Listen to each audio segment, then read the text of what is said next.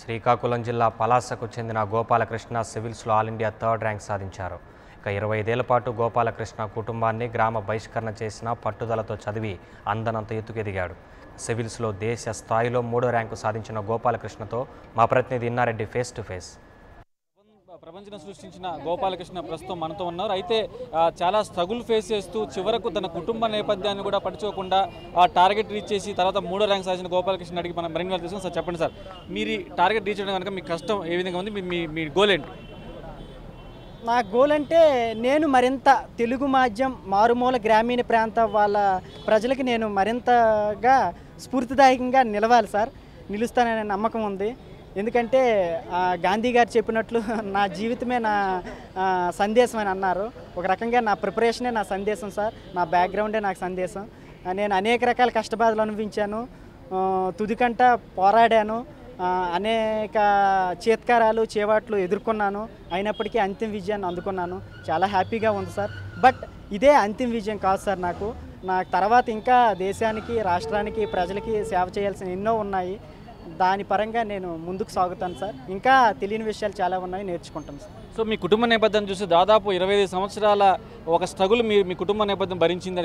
కులం నుంచి వెలివేశారు. అయినప్పటికి కూడా మీరు ఏ విధంగా దాన్ని మనసులో పెట్టుకుని ఏ విధంగా రీచ్ కాగలిగారు? అవును సార్, అది చాలా బాధాకరమైన సంఘటనే. కానీ అది మరింత నాలో పోరాటాన్ని, కసిని రగిల్చింది సార్. నేను కేంద్ర రాష్ట్ర ప్రభుత్వాలకి ఒకటే విజ్ఞప్తి చేస్తున్నాను. ఏంటంటే మహారాష్ట్ర గవర్నమెంట్లా మన ఆంధ్రప్రదేశ్ గవర్నమెంట్ కూడా స్ట్రిక్ట్ సోషల్ బాయ్కట్ క్లాస్ తీసుకురావాలి సార్. అది చాలా తప్పు సార్. అది ఇలాంటి ఆధునిక సమాజంలో కూడా అలాగా ఒక కుటుంబాన్ని సోషల్ బాయ్కట్ చేయడం తప్పు.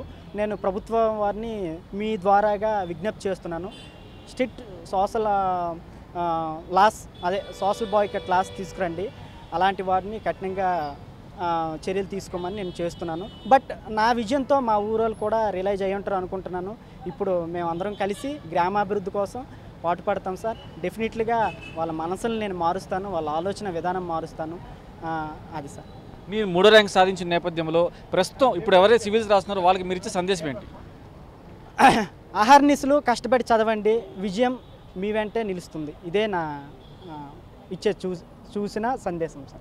సో ఏదైనా సరే అహర్నిశలు కష్టపడితే విజయం ఖచ్చితంగా మీ అంతటా దానంతట అదే మీ చెంతకు చేరుతుంది. కానీ కష్టాన్ని నమ్ముకొని మీరు సాధించాలి. తర్వాత సమాజంలో ఉన్న చుట్టుపక్కల పరిస్థితులు కూడా కాదనకుండా తన కుటుంబ నేపథ్యంలో కూడా చాలా స్ట్రగుల్ పడుతూ చివరకు దేశ స్థాయిలో 3వ ర్యాంక్ సాధించిన గోపాలకృష్ణ చెప్పిన మాటలను ఎవరైతే సివిల్స్ ప్రిపేర్ అవుతున్నా వాళ్ళందరూ గుర్తుంచుకోవాల్సిన అవసరం ఎంతైనా ఉంది. Inna Reddy, 99 TV, Hyderabad. For more updates, please subscribe 99 TV Telugu.